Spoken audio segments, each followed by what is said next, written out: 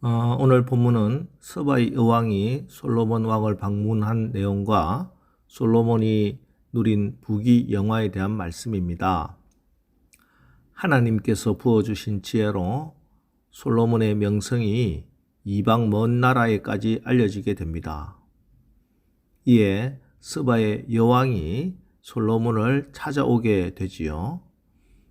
스바의 위치에 대해서는 다양한 의견들이 있는데 일반적으로는 아라비아 반도의 서남쪽 끝에 위치한 지금의 예멘으로 간주됩니다.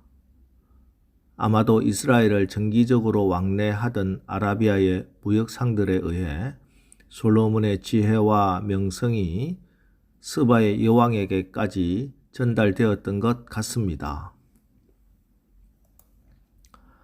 앞서 하나님께서 기브온에서 솔로몬에게 다시 나타나셔서 해주신 말씀을 통해 우리는 하나님이 솔로몬에게 초심을 가지라는, 또 주님을 향한 첫사랑 그 사명 잃어버리지 말라는 하나님의 뜻이 있다 하는 말씀을 나눴습니다.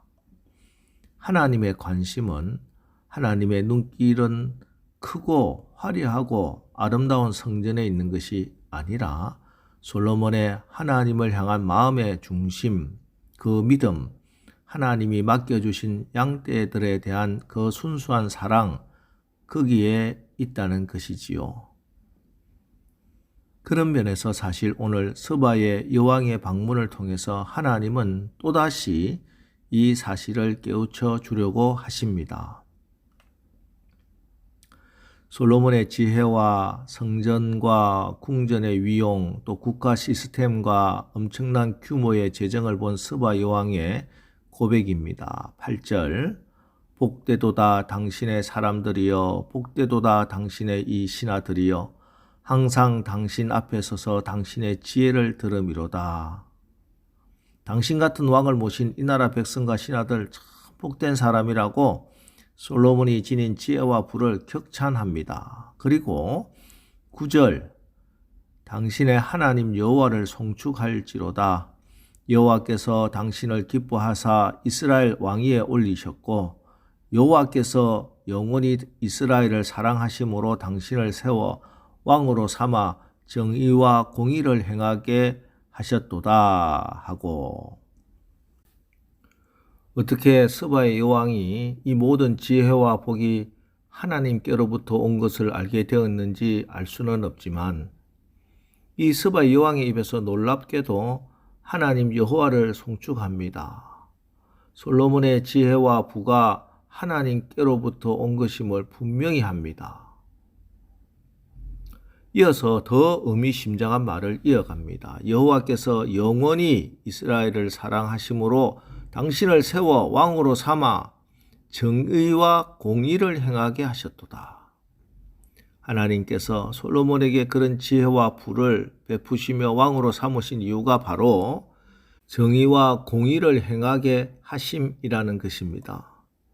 다시 말해 하나님이 솔로몬에게 주신 그 지혜와 부, 왕의 자리는 솔로몬 자신을 위함이 아니라 하나님의 백성들을 바르고 선하게 세워나가기 위한 하나님 나라를 세우는 도구로서 허락받았다 하는 것이지요. 이렇게 하나님은 이방의 여왕 입술을 통해 또다시 초심을 잃지 말라고, 첫사랑 잃어버리지 말라고 말씀하고 계십니다. 그런데 안타깝게도 솔로몬은 이제 서서히 그 초심을 잃어가기 시작합니다. 사람들이 보통 어려울 때는 자기 자신을 돌아보지요. 그리고 하나님 앞에는 늘 겸비하고 사람들 앞에서는 진실한 삶을 살려고 애쓰고 노력합니다. 하지만 그 어려움이 풀리고 그 시간 지나고 모든 것이 회복되게 되면은 참 그렇지 않으면 좋을 텐데 점점 변질됩니다. 하나님에 대해서는 교만해지고 사람들 타인과의 관계에 있어서는 거만해집니다. 과거에 내가 어떤 삶을 살았는지에 대한 과거에 대한 감사, 현재에 대한 감사, 힘들었을 때 어려울 때 도움 주었던 사람들에 대한 나눔을 실천하고 살아야 하는데 그러지 못한 것이 보통 사람들의 그런 타락입니다. 정말 그러지 않으면 좋을 텐데 이 많은 사람들이 어쩌면 약속이나 한 듯이 그런 전철을 밟아가고 있습니다.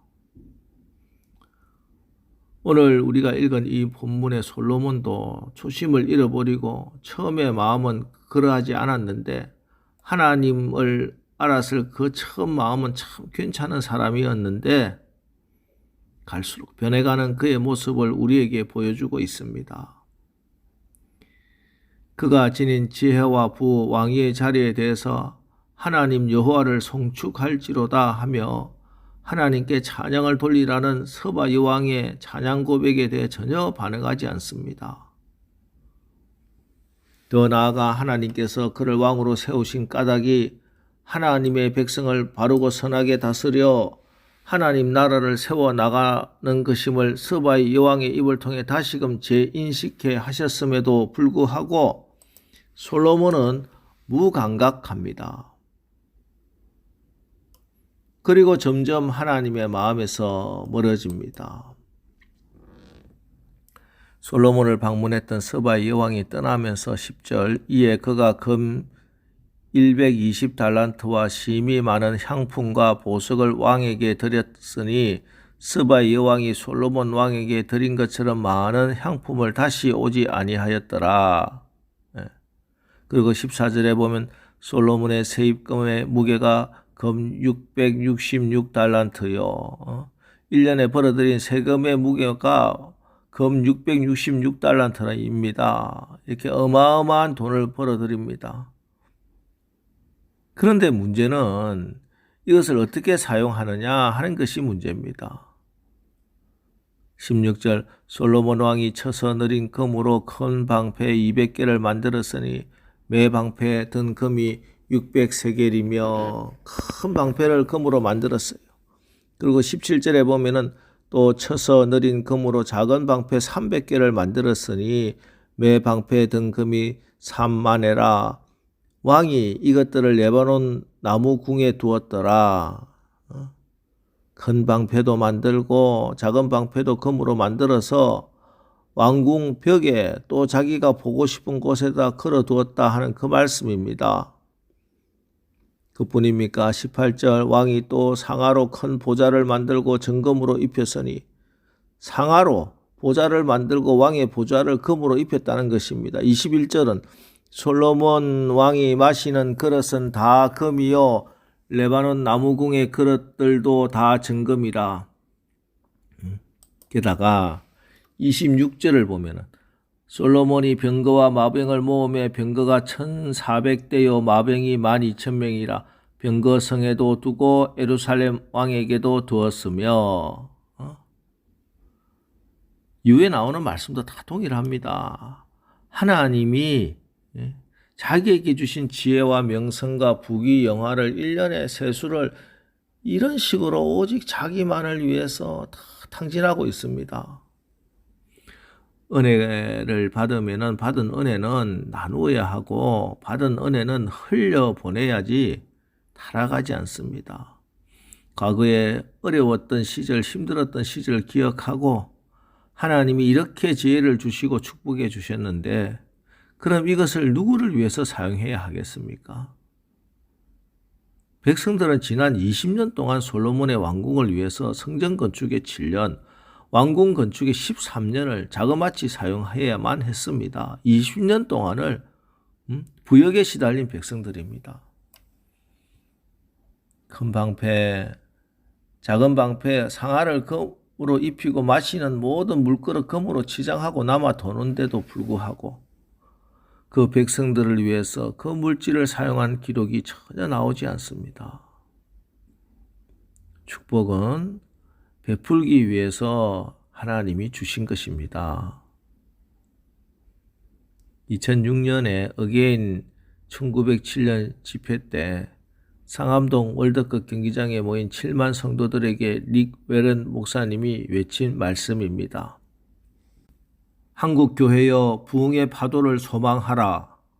그러나 하나님이 한국 교회에 부와 영향력을 주신 이유가 다른 사람을 돕기 위해서라는 사실을 깨닫기 전에는 부흥은 결코 오지 않을 것이다.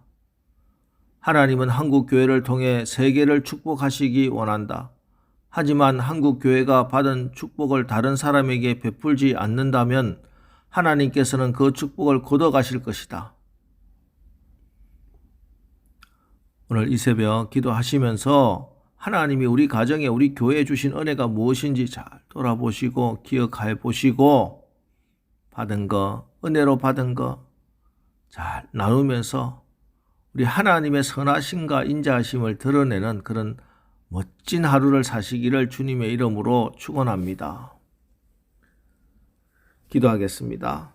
하나님, 오늘 세상에서 가장 지혜롭고 또 하나님과 백성을 사랑했던 아름다운 마음의 솔로몬조차 이렇게 하나님의 마음에서 떨어져 나가는 모습을 읽고 두렵고 떨리는 마음으로 너희 구원을 이루라 하는 말씀을 기억합니다.